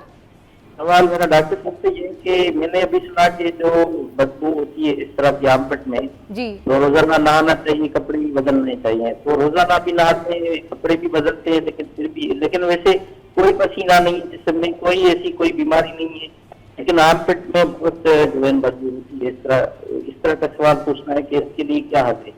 ठीक है, वो आर्मपिट्स का उन्होंने शाह भाई पूछा है कि उनको कोई बीमारी नहीं है, कोई प्रॉब्लम नहीं है, ही फील्स नॉर्मल, मगर उनके आर्मपिट्स में से बहुत ज़्यादा स्मेल आती है। वही जो अभी हम डिस्कशन कर रहे हैं। हाँ, आपने लाल फटकड़ी जो है वो अर्के गुलाब में डाल के उसका स्प्रे करें। सही। एक नीम के पत्तों को पानी में डाल के आप उससे नहाएं। आप देखिए आपको पहले दिन ही फ़र्क पड़ेगा वो। और दूसरी चीज़, मैंने एक और लफ्ज़ यूज़ किया था कि नाक बंद होती है, उससे जब मुंह से स्मेल महसूस होती है हाँ। तो लोग समझ रहे होते हैं कि शायद मेरी बॉडी से स्मेल आ रही है। एक ऐसा भी होता है। तो अगर आपकी नाक बंद हो, जैसे नाक की हड्डी बढ़ जाती है या पॉलिप बढ़ रहा होता हाँ। है, उसकी वजह से भी होता है, तो आपने एक बूटी आती है बांसा के पत्ते, बांसा के पत्ते, इसका कहवा बना लें, यानी 1 चम्मच 1.25 कप पानी में डाल के उबाल लें, कहवा बन गया, रात सोते वक्त रोज़ाना पिएं आप। ये आस्ते आस्ते आपकी नाक की जो हड्डी है ये भी ख़त्म होगी, मस्सा भी ख़त्म होगा और सांस लेने में भी बेहतरी आएगी और मुंह की स्मेल भी खत्म। नाक की हड्डी मतलब वो मस्सा या कुछ बढ़ रहा होता हाँ, है तो वो जी हाँ, उससे आस्ते आस्ते घुल जाएगी और साइनोसाइटिस एलर्जी भी दूर हो जाएगी। ठीक है जी, ये तो बड़ी ज़बरदस्त जो है रेमेडी शाह भाई ने बताई है। एक और कॉलर है, उन्होंने मैं ज्वाइन किया। अस्सलाम वालेकुम, कौन बात करे, कहाँ से? कैसी हैं? मैं बिल्कुल ठीक ठाक, आप बताइए। बस ये बात कर रहा हूँ, हकीम साहब को बहुत सलाम हो, सुबह मेरी उनसे पहले ही बात की थी। अच्छा सब मेरे जहन में 2 क्वेश्चन थे। एक तो ये कि एक तो किसी को अगर बहुत ज्यादा पसीने आ रहे हैं, जी, मतलब ज्यादा पसीने आ रहे हैं, ये बहुत आती है, ह्यूमिडिटी बहुत है, तो मेरे को तो दिन में 2-3 दफा बात लेना पड़ती है, लेकिन मसला है कि अगर हम बाहर हैं तो बड़ा मुश्किल हो जाता है उसको। तो ये जो हम जैसे हम ब्रीफ पहनते हैं, बनियान पहनते हैं, उसमें भी पसीना जज्ब हो जाता है, ये हमें बनियान पहनना चाहिए या नहीं पहनना चाहिए? और अगर गीला हो जाए तो फौरन को चेंज करना चाहिए? ये मेरा क्वेश्चन है। दूसरा क्वेश्चन है कि जो प्रिकली हीट पाउडर हम लगाते हैं, इज इट एडवाइसेबल के ये लगाना चाहिए नहीं लगाना चाहिए पाउडर जो है? ठीक है, ओके शाह भाई, जी सवाल है कि भाई जो बनियान पहनते हैं, ये जो गर्मी दानों का पाउडर है हाँ। ये आप अपना खुद बना लें। खुद बना लें। कैसे? आपको इतने बड़े ब्रांड्स में जाने की ज़रूरत नहीं पड़ेगी हाँ। आपने लेना है सफ़ेदा काशगरी। सफ़ेदा काशगरी आप ले लें 200 ग्राम। सफ़ेदा काशगरी ले लें 200 ग्राम, जो वाइट पाउडर होता है। इसमें आप हर किस्म के बना सकते हैं पाउडर। उसमें आप डालेंगे सत्ते पुदीना। सत्ते पुदीना आप उसके अंदर डालेंगे 15 ग्राम, यानी 200 ग्राम सफ़ेदा काशगरी, 15 ग्राम आप इसके अंदर डालेंगे सत्ते पुदीना। अच्छे तरीके से ग्राइंड करके मिक्स कर लें। आप उसके बाद जब आप लगाएंगे आपको ठंडक ठंडक महसूस होगी। अच्छा, उसी टाइम पे ये आपका अपना गर्मी दानों का ये इजीली अवेलेबल है, अवेलेबल है, पंसारी की दुकान में मिल जाएगा। ठीक है, अभी नेक्स्ट क्वेश्चन जो कॉलर ने पूछा कि भाई देखिए, बनियान, जब आपको बनियान है, आपका पसीना भर गया, आप उसे फौरी तौर पे उतार के दूसरा पहन लिया करें। लेकिन वो कह रहे हैं भाई अभी हम कहीं बाहर है, वहां पर हमने वो बनियान जो है वो वेयर किया हुआ है, पसीने आ रहे हैं, उसमें वो जज्ब हो रहा है, वो एक अजीब सी सिचुएशन। लेकिन जाहिर बात है आप घर आके ही चेंज करेंगे ना। जब आप घर आएंगे फौरी तौर पे थोड़ी देर के लिए बैठ जाया करें, पसीना खुश्क हो जाए। लेकिन उससे पहले अगर कोई टोटका कि अगर कोई कपड़े पहनने लगे गर्मी में तो कम पसीना आए, उसके लिए अगर देखिए उसके लिए मैंने बताया था कि 4 दाने आलू बुखारा और 1 चाय वाला चम्मच सौंफ 1 गिलास पानी में भिगो दें, सुबह निहार पेट छान के वो पानी पी लें। ये दिन में 2 बार भी ये अमल कर सकते हैं। आप देखें गर्मी की शिद्दत भी कम फील होगी और पसीने की ज्यादती भी कंट्रोल में आ जाएगी। ठीक है जी। यहाँ पे सब मैं एक चीज़ और ऐड करना चाहूँगी कि अगर आपको पसीना आ रहा है तो आप ये भी देखें कि आपकी खुराक कैसी है। अक्सर लोग खुराक में लहसुन का बहुत इस्तेमाल करते हैं, प्याज का बहुत इस्तेमाल करते हैं या बड़े गोश्त का बहुत इस्तेमाल करते हैं। इन तीनों चीज़ों में अमोनिया होती है। हाँ बिल्कुल, और अमोनिया होती है, और अमोनिया इज़ द थिंग जो अगर जिसकी मकदार आपकी बॉडी में ज़्यादा हो जाए तो वो पसीने में स्मेल का बाइस बन सकती है। तो आप थोड़ा सा अपनी खुराक का ध्यान रखें, या वो हजरत जो मीठे का बहुत ज़्यादा शौकीन होते हैं, जो भी मीठा बहुत ज़्यादा कंज्यूम करेगा उसकी स्किन के ऊपर बैक्टीरिया ज़्यादा ग्रो करेंगे और वो पसीने में बदबू का सबब बन सकते हैं। अगर आप अपने कपड़े पहन रहे हैं तो कोशिश करें ब्रीदेबल क्लोथ्स पहने, यानी वो कपड़े जिनमें पसीना आ रहा है अगर तो जल्दी खुश्क हो जाए, सिल्क के या नायलॉन मिक्स कपड़े ना इस्तेमाल करें। और अगर आप कर रहे हैं तो उसके नीचे आपने वेस्ट या बनियान ज़रूर इस्तेमाल करनी है, क्योंकि वो स्वेट को एब्जॉर्ब करती है। और थोड़े लूज कपड़े पहने वरना वो एब्जॉर्ब कर रहा होता है आपका पसीना। अस्सलाम वालेकुम, एक और कॉलर है, कौन बात करिए, कहाँ से? मैं बिल्कुल बात कर रही हूँ। जी जी, मैं बिल्कुल, प्रोग्राम होता है आपका, थैंक यू। बड़ी नसीहतें मिलती है आपको भी, बहुत प्यारी है माशाल्लाह माशाल्लाह। जी जी, थैंक यू। नजीर साहब को और जो डॉक्टर साहब है उनको सलाम कह दें और डॉक्टर साहब से मेरी बात करा दें। जी जी बिल्कुल कीजिए। जी जी जी, शाह भाई। जी अस्सलाम वालेकुम। कैसे आपके साथ खैरियत है? सर मैं आपका प्रोग्राम सुन रही हूँ। एक तो ये आप गर्मी के पसीना वगैरह के बारे में बता रहे, जी जी, और जो बदबू अभी आती है बिल्कुल सही अच्छी बता रहे। सर एक ये कि मेरे बच्चे को बहुत प्यास लगती है, तकरीबन 1.5 लीटर की बोतल पानी पी जाता है और फिर भी कहता है मेरी प्यास नहीं बुझती, इसके बारे में बताएं। जिससे ये कि मेरे सर में खुश्की बहुत है स्किन के अंदर, मैं कलर लगाऊं शैम्पू करूं, हालांकि मैं शैम्पू या आंवला टीका वाला यूज करती हूँ और कोई सा नहीं करती। और दूसरे ये कि मेरे है ना कमर में बहुत दर्द है और मेरे घुटनों में दर्द था, मुझे इसकी दवा बता दें आपकी, मैं बहुत मशहूर होंगी और आपको दुआएं दूंगी। अल्लाह ताला आपको भरपूर जिंदगी। ठीक है, thank you very much for calling us. Mrs Mahmood के 2 क्वेश्चन तो शाह भाई मुझे याद रहेगा, एक मैंने स्किप कर दिया, एक मुझे नहीं समझ में आ रहा उन्होंने क्या कहा। जी हाँ, देखिए जो उन्होंने बोला ना कि कमर में और घुटनों में दर्द होता है, ठीक है, तो उसमें यह है कि जिन लोगों को भी घुटनों में दर्द होता है, गैप आ जाता है, टक टक की आवाज़ आती है, ये अर्थराइटिस पेन कहलाता है, कार्टिलेज कम हो जाता है। और कमर के मोरों का मसला हो, L4 L5 के हो, वो हिल जाते हैं, जिसकी वजह से कमर से पीछे पीछे टांगों में दर्द आता है। एक ऑलराउंडर नुस्खा मैं बता रहा हूँ, आप ये घर पे बना के इस्तेमाल करें। आपने लेना है मुश्क दाना, मुश्क दाना 50 ग्राम, सफ़ेद मूसली 50 ग्राम, जड़ इलायची लकड़ी 50 ग्राम, सूरजजान शीरी 20 ग्राम, इनको मिला के बारीक पाउडर बना लें। 1 चम्मच सुबह, 1 चम्मच शाम, 1 कप दूध या पानी से लें और ये कंटिन्यू 3-4 महीने यूज़ करें। फ़ायदा आपको 5 दिन में हो जाएगा। दर्द में काफ़ी आराम होगा, कमर में भी और घुटनों में भी, और ये जब मुकम्मल ठीक हो जाए आप इसे रोक दीजिए। ठीक है। और सर में खुश्की है, वो जो बच्चे हैं उनके, देखिए जिनके सर में खुश्की बहुत ज़्यादा रहती है, एक पाउडर मिलेगा आपको पंसारी की दुकान से, कमेला के नाम से। अच्छा, कमेला पाउडर ले लें, उसकी 1 चम्मच को सरसों के तेल में मिला के पेस्ट बना लें नरम सा, सही, और पूरे सर पे लेप कर लें। 15 मिनट के बाद सर धो लें आप। 50% से ज़्यादा खुश्की और सिकरी ख़त्म होगी। और ये अमल आप रोज़ाना एक टाइम कर सकते हैं, जब मुकम्मल ठीक हो जाए आप इसे रोक दें। ठीक है। और थर्ड क्वेश्चन जो उनका था वो एक और उन्होंने क्वेश्चन पूछा था, आई गेस पता नहीं कोई पसीने से रिलेटेड था या, देखिए जो पसीने से रिलेटेड बच्चों का वो पूछ रही थी, आई गेस उन्होंने, आई एम श्योर कि यही स्मेल महसूस होती है, प्यार करते हैं बच्चों से, कह रही थी ना। तो देखें तुख्म बलंगा और इस्पगोल दाना, ये दोनों आधी चम्मच को 1 गिलास पानी में मिला के थोड़ी देर रख लें। फिर उसके बाद चम्मच के साथ शेक करके, अगर उसको, ये फीका होता है, अगर इसको भी जायका डालना हो तो कोई सा भी लाल मशरूब डाल सकते हैं, या तो ब्राउन शुगर, देसी चीनी जो होती है वो 1 चम्मच मिला लें, आप वो पिएं, वो भी पसीने की शिद्दत के लिए भी बेहतर है और गर्मी की शिद्दत के लिए भी और तेज़ाबियत के लिए भी बेहतर है। तेज़ाबियत के लिए भी बेहतर है। अच्छा डॉक्टर साइमा, अभी जिस तरीके से हम लोग बात कर रहे थे कपड़ों के हवाले से कि भाई लोग महंगे महंगे परफ्यूम्स लेते हैं लेकिन वो जो कपड़े हैं उनको वॉश नहीं करते जस्ट बिकॉज ऑफ दैट कि भाई ये तो पहली दफ़ा हमने शादी में पहना है।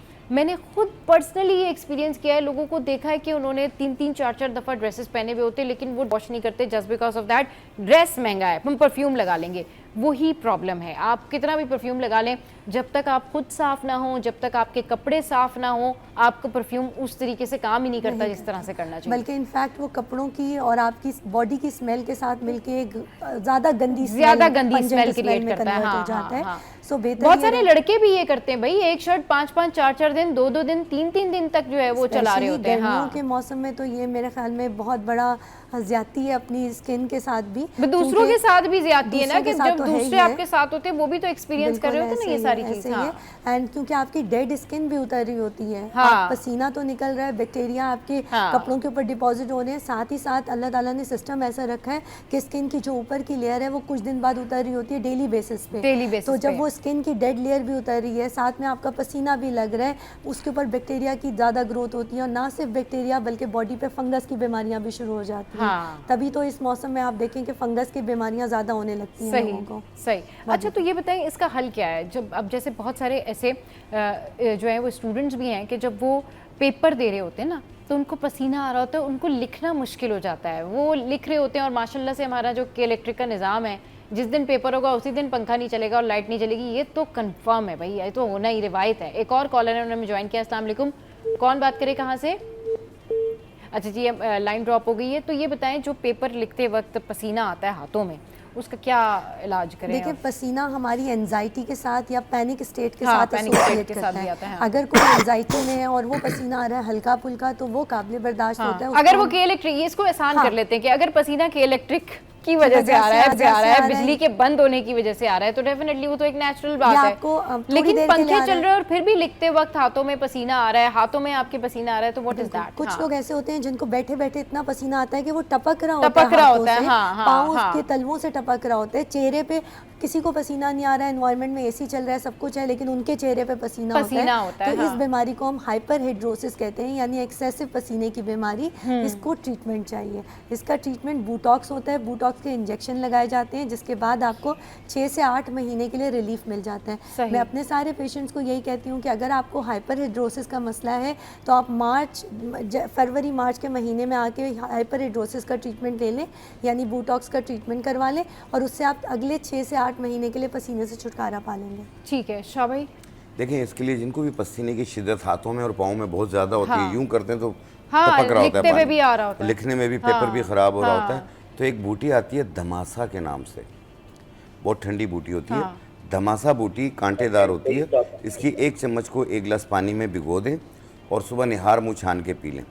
आप देखिएगा ये जो हाथ से पसीना टपक रहा होता है ये आस्ते आस्ते ठीक होना शुरू हो जाएगा। ठीक है जी, और जब मुकम्मल ठीक हो जाए आप इसे रोक दें। चलें जी, बहुत शुक्रिया शाह भाई, हमारे शो पर आए। डॉक्टर साइमा इस वक्त हमारे शो पर मौजूद थी और हमारा मकसद यही होता है कि आपकी ज़िंदगी में जो भी मसले हो ना वो आसान हो जाएं, क्योंकि ये छोटे से मसले होते हैं, लेकिन कहीं किसी जगह पर जब आप मौजूद हैं तो ये बहुत बड़ा इशू हो जाता है, क्योंकि इससे बहुत सारे लोगों का मूड ख़राब होता है, लोग काम पर फोकस नहीं कर पाते, आपकी वजह से डिस्टर्ब हो रहे होते हैं, लेकिन शायद लोगों को इस बात का आइडिया नहीं होता। अच्छा जी, कॉल्स हमें इस हवाले से बहुत ज़्यादा आ रही हैं और क्योंकि वक्त शॉर्ट है तो मैं यही चाहूँगी कि आपके मज़ीद जो भी सवाल आते हैं तो वो आप हमारी सोशल साइट पर भेज दें, ताकि जब नेक्स्ट टाइम पर हमारे पैनलिस्ट आएंगे तो हम ज़रूर उनके सामने ये सवाल रखेंगे और आपके सवाल उन तक पहुँचा देंगे। शो में वक्त हुआ एक ब्रेक का। ब्रेक के बाद जब वापस आएंगे तो फिर करेंगे कुछ बातें महंगाई की, और क्या वाकई लॉन के ब्रांडेड जोड़े इतने महंगे हो गए कि बंदा उनको ख़रीदने से पहले ये सोचे कि भाई चलो मंगनी कर लेते हैं, महंगा जोड़ा ख़रीदने की क्या ज़रूरत है। हमारे साथ रहिए।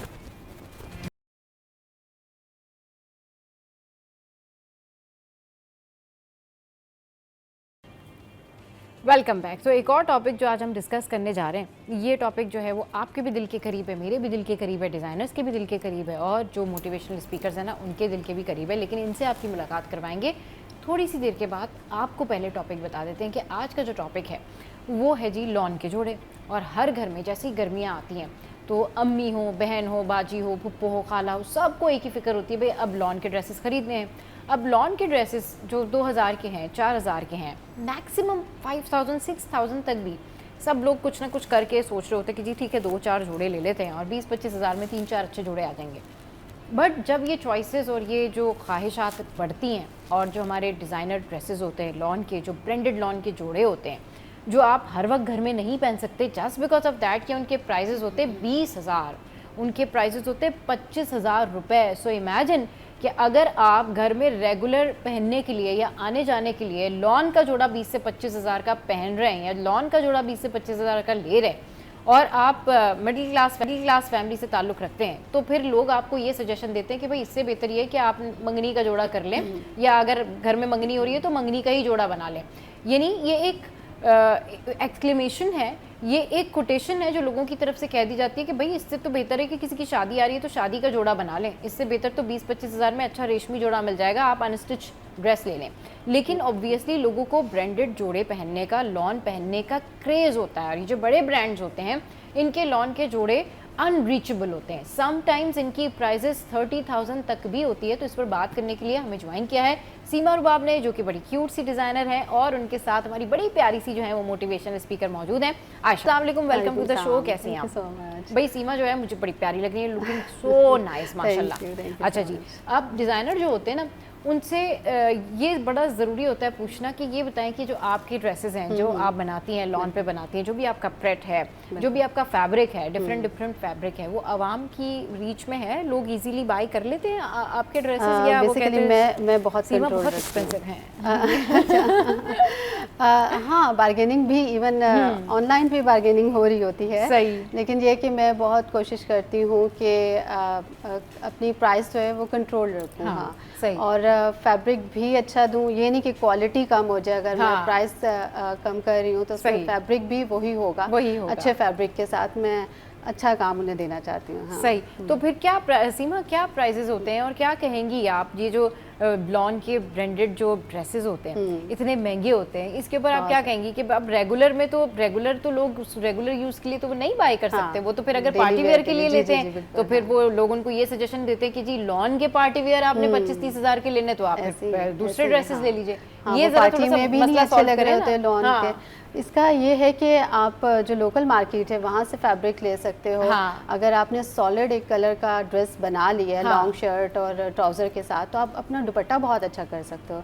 दुपट्टे में वेरिएशंस कर सकते हो, वो हैवी कर सकते हो, तो ये आपका काफ़ी आपको गर्मियों में भी अच्छा लगेगा, सॉफ्ट होगा फैब्रिक, पहनने में भी अच्छा लगेगा, और ये है कि अफोर्डेबल भी होगा। और बड़ी अच्छी बात ये कि भाई अगर हम आप इसको नहीं कर सकते अफोर्ड, तो फिर दुपट्टा जो है ना वो थोड़ा सा इस तरह से कर लें और दूसरा फैब्रिक ले लें। अच्छा जी, हमारे साथ आयशा खान भी मौजूद हैं जो कि मोटिवेशनल स्पीकर हैं। आयशा, थोड़ा कुछ पता है, कुछ शॉर्टकट क्या हो सकता है कि कम पैसों सस्ता अच्छा लॉन का सूट, और जब आप बाहर जाएं तो कोई ये जान भी नहीं सके कि ये ब्रांडेड ड्रेस नहीं है, लोग सोचे भाई ब्रांडेड ड्रेस पहना हुआ है, मतलब 5-6 हज़ार में हो जाएगा 25-30 हज़ार वाले जोड़े का मुकाबला। अच्छा, मेरा एक एक्सीडेंट हुआ है जब मेरी प्रोफाइल में 7 साल पहले मैं ड्रेस डिज़ाइनिंग ही करती थी। अच्छा। नुसरत हारिस को भी देती थी, आयशा खालिद को देती थी। सही। तो मेरे ज़्यादातर ना फॉर्मल थे या सेमी फॉर्मल, थोड़ा सा लाउड बोलेंगी जी। फॉर्मल थे या सेमी फॉर्मल थे ना। हाँ। तो मेरे बहुत ही रिजनेबल प्राइस, मतलब ये समझे मैं अपना कुछ, ये मेरा शौक था कि लोग अच्छे कपड़े पहने। हाँ, सही है। हाँ। ये मेरा शौक था कि मेरे बनाए हुए लोग कपड़े पहने, इससे मुझे खुशी होती थी। खातून जिनका शौक था कि बाकी लोग अच्छे कपड़े पहने, बाकी लोग कहते बाकी ना पहने, मैं ही अच्छे कपड़े पहन लूँ। वाह भाई, मैं इस बात पे मैं आपको क़िराजी तहसीन पेश करती हूँ। तो मुझे बड़ी खुशी होती थी जब लोग मेरे कपड़े पहन के इनको तारीफें मिलती थी ना, मैं सिर्फ यही चाहती थी। लेकिन जहाँ तक बात है कि अफोर्डेबल, तो मैं आपको बताती हूँ कि अब करना क्या पड़ेगा। गर्मी, वेदर इतना ख़राब है कि लोग ख़वातीन आए लॉन के कपड़ों पर, उसके साथ क्या कहते हैं, देखिए कैरी करने वाली बात है कि ज्वेलरी पहने, अच्छे सैंडल्स पहने, अच्छा सा मेक ओवर करें, और वो लॉन के कपड़े ही जो है फॉर्मल जगह पर भी पहने जा सकते हैं। तो अगर वो उनके पैसे इतने हैं तो हम यूज कर सकते हैं पार्टीज में भी, इवन आजकल तो शादियों में भी जो थोड़े लेसेस के साथ बने हुए लॉन आते हैं ना ब्रांडेड, वो भी कपड़े लोग पहन के जाते हैं, क्योंकि भाई सही बात है, जो हमारा ये सीजन है ना, इसमें ये मतलब इजाजत देती है बात कि आप लॉन के अच्छे कपड़े पहने, उस पर ज्वेलरी करें, कैरी करें अच्छा सा, तो वो आप उसे पहन के जा सकते हैं। और जहाँ तक बात है सस्ते कपड़ों में कैसे, तो वो बात ही के डिजाइनर्स जो हैं वो थोड़ी सी, जैसे इन्होंने बताया कि कट्स वगैरह देते हैं, लेसेस लगाते हैं। आयशा, फिर वो आप वो वाला जो एक माइंडसेट है ना, वो जो एक थॉट होता है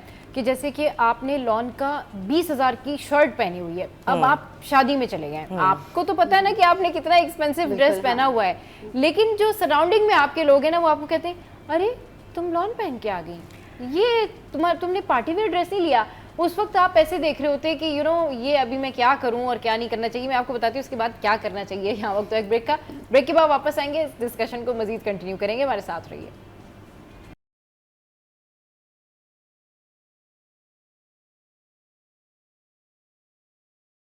तो जनाब बात ये हो रही है कि लॉन के ड्रेसेस इतने महंगे हो गए हैं कि मंगनी में, शादी में और बारातों में कैसे पहन के जाया जा सकता है, क्योंकि ऑब्वियसली लॉन तो लॉन होती है। अब कितना अजीब लगेगा, आपने लॉन का 30,000 का ड्रेस पहना हुआ है और आप जा रहे हैं बारात में। अब ये तो आपको पता है कि आपने अपनी चॉइस के अकॉर्डिंगली, मौसम के अकॉर्डिंगली एक अच्छा ड्रेस चूज़ किया हुआ है, लेकिन लोग तो इस बात को नहीं मानते। अभी भी हमारे यहाँ पर जो है वो सीमा, बारातों में, वलीमों में, शादियों में, मंगनियों में यही है कि भाई आपने अच्छे गुड लुकिंग और पार्टी वियर ड्रेसेस पहनने, जिसमें काम हो, गॉन हो या फिर फ्रॉक हो, गरारा हो, इस टाइप के ड्रेसेस पहनने। तो वही 30,000 में ड्रेस बन रहा होगा गरारा, और वही लॉन का ड्रेस आ रहा होगा डिज़ाइनर्स का 30,000 का। ये कैसे थोड़ा बैलेंस करें, क्या करें इसके लिए? अच्छा, फिर आप लॉन से अब बहुत अच्छी कोरियन सिल्क आ गई है, रॉ सिल्क आ गई है, इस टाइप के फैब्रिक ले सकते हैं। हाँ, जो लाइट भी हो, आपको भी कंफर्टेबल रखे, और ये है कि आपका स्टाइल भी शो हो जाए कि आपने अच्छा ड्रेस पहना है। अच्छा, वैसे आप क्या सजेस्ट करती हैं गर्मियों में जो लोग यूजुअली बहुत ज़्यादा लॉन वेयर करते हैं या लॉन के ड्रेसेस वो ले रहे होते हैं कि ठीक है हमारा रेगुलर वेयर है, हमने रोज़ाना जो है ये पहनना है और फिर इसको वॉश करना है, किस तरह का उनको फैब्रिक रखना चाहिए? लूज फिट रखना चाहिए, मतलब प्लेन कलर्स ले लेने चाहिए, दुपट्टा ले लेना चाहिए, या आजकल वो शलवार भी जो है वो प्रिंटेड है और शर्ट भी जो है वो प्रिंटेड है, मतलब क्या ड्रेसिंग रख लेनी चाहिए ताकि वो पहन के बाहर भी वो जा सके, अगर कुछ शॉपिंग करने जाना है तो वो ड्रेस उनका बाहर भी चल जाए। कोट सेट्स काफ़ी चले हैं, क्या ट्राउजर हो, वो प्रिंटेड कोट सेट्स भी हो गए और सॉलिड्स में भी हो गए। सही, ठीक है ना। और ये कि आप अगर आपने सॉलिड में बनाया है, लॉन्ग शर्ट बनाई है, उसके साथ क्यूलर्स और शॉर्ट शर्ट्स भी चल रही हैं लास्ट ईयर से। और वो शलवार के साथ फर्शी शलवार, उसमें भी आप वेरिएशंस कर सकते हो, ट्यूलिप शलवार। और मुझे लगता है गर्मियों में फर्शी शलवार बहुत ज्यादा ट्रेंड में रहेगी, नहीं क्योंकि हवा भी आएगी, लूज फिट है, मतलब वो मुझे वैसी ये नहीं हवाई शलवार लगती है मुझे ना कि भाई फर्शी शलवार, मुझे मजा आ रहा है, फीलिंग नाइस। हाँ, अच्छी है, मजे वो गर्मियों के लिहाज से मुझे लगता है बहुत ट्रेंड में रहने वाली है। पिछले साल से पहन रही हूँ, क्योंकि कुछ डिजाइनर्स ने लॉन्च कर दिया था, नाम नहीं रखा था शलवार। अच्छा, वो इस साल आया है। लूज फिट ट्राउजर आ गए थे। हाँ, शी इज राइट, आप बिल्कुल बैगी शर्ट्स ही चल रही हैं। अच्छा, टाइट और फिटेड नहीं चल रही, नहीं चल रहा है। और शॉर्ट स्लीव्स ये भी नहीं, पफ स्लीव्स अगर आपने बनानी हो, और 3/4 या फुल स्लीव्स, ये यही जो है ना, यही एक ट्रेंड में। अच्छा जी, आप भी हमें कॉल कर सकते हैं, और अगर आपने कोई कॉम्बिनेशन बनाना है किसी शर्ट का, किसी दुपट्टे का, तो हमारे डिज़ाइनर हमारे साथ मौजूद हैं, आप उनसे पूछ सकते हैं। अच्छा, ये बताएं कि एक अच्छा बजट जो इंसान बनाता है अपनी गर्मियों की शॉपिंग का, ख़वातीन कहती है हमें लॉन के जोड़े लेने हैं, तो 20,000 में या 10,000 में कितने जोड़े आ जाते हैं जो उनको लगता है कि ठीक है जी 1 महीना 2 महीने हमारे निकल जाएंगे? क्योंकि बहुत सारे लोग जो है ना वो लॉन के ड्रेसेस इस तरह से चूज़ कर रहे होते हैं कि वो अपना बजट बना लेते हैं, अच्छा ठीक है घर में पहनने के लिए हमने 2-2 हज़ार के लॉन के जोड़े लेने हैं जो हम घर में पहन लेंगे, और मेरे ख्याल में 2,000 से कम में कोई लॉन का जोड़ा शायद आता भी नहीं है, या 1500 का आ जाता होगा, ये भी बहुत कम है, तो नहीं हो सकता ऐसा। अच्छा, सही, हाँ।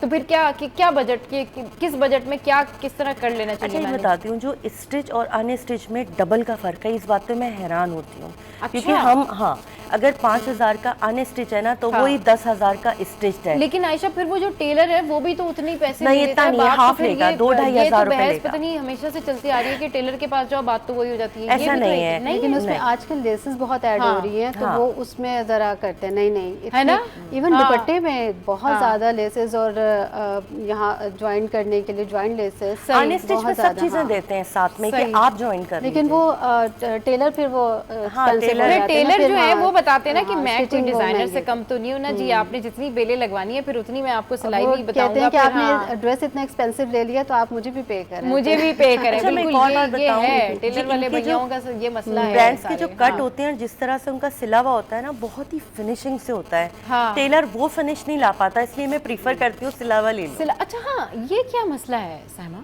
जो ये आयशा ने बहुत अच्छा पॉइंट रेज किया कि आप टेलर की शॉप पे जाएं, टेलर आपका पुराना टेलर हो, मतलब आपकी नानी के दौर से वो वहाँ से नानी सिलवाती थी, फिर दादी सिलवाती थी, फिर अम्मी, फिर आप चले जाएं, लेकिन अब जो ट्रेंड है कपड़ों का, उसमें चाहे आप 2 घंटे टेलर के साथ अपना दिमाग लगा लें कि देखें ये इस तरह मुझे आपने सीखे देना है, ये आपने कट रखने, जो कट्स जो बड़ी शॉप्स पे ब्रांडेड डिजाइनर्स के होते हैं या इनफैक्ट डिजाइनर्स के होते हैं, वो उनके क्यों नहीं होते? वो भी तो वही फिनिशिंग वो काम कर रहे होते हैं। वो फिनिशिंग नहीं होती। नॉर्मल टेलर आप किसी भी चले जाएं तो वो बात नहीं होती, वो एक्सपीरियंस होते हैं। हाँ, लोगों का है ब्रांड्स का ना। हाँ। लेकिन बात वो ये ना आयशा कि वो भी तो जो डिजाइनर है वो भी तो टेलर से ही काम ले रहे हैं ना, उनके पास भी तो वो टेलर्स बैठे हुए हैं। ये एक है, आई डोंट नो, ये आप लोग भी हमें बताइएगा जरूर सोशल साइट्स पर कि आप लोग को क्या फर्क लगता है कि जो टेलर है वो कितने भी पैसे ले लें लेकिन उसके बावजूद भी वो कट्स जो हैं वो नहीं बना पाते जो ब्रांडेड जो ड्रेसेस होते हैं उनके कट्स होते हैं। अभी आजकल क्या है ना लॉन के ड्रेसेस में साइमा, लॉन के ड्रेसेस में ये लॉन्ग शर्ट्स हैं या लॉन्ग शर्ट्स भी हैं क्यूलर्स के साथ, और ये है कि शॉर्ट शर्ट्स भी हैं।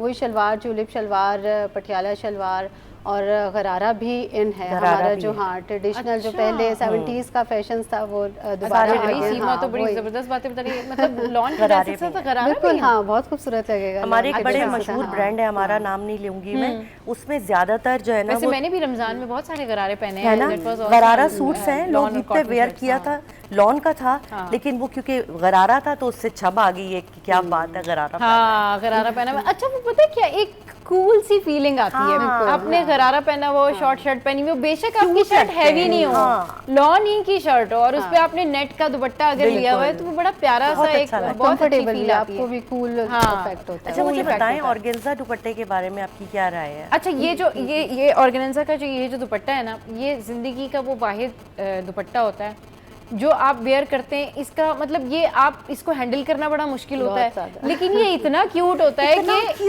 दिल करता है कि आप ऑर्गेन्जा का दुपट्टा वेयर करें। लेकिन ये बस आप साइड पे डाल सकते हैं कि मैं नेट का दुपट्टा या ऑर्गेन्जा का दुपट्टा वेयर करूं। अब मुझे नहीं पता, आप बताएं।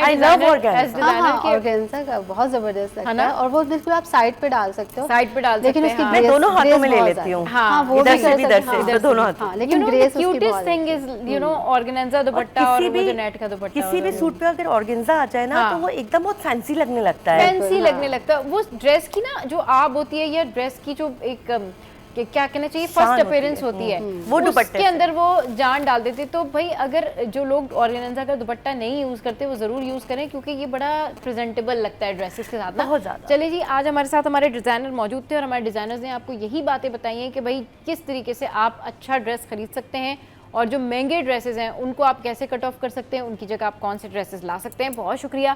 सीमा रुबाब हमारे साथ थी, आयशा खान हमारे साथ थी।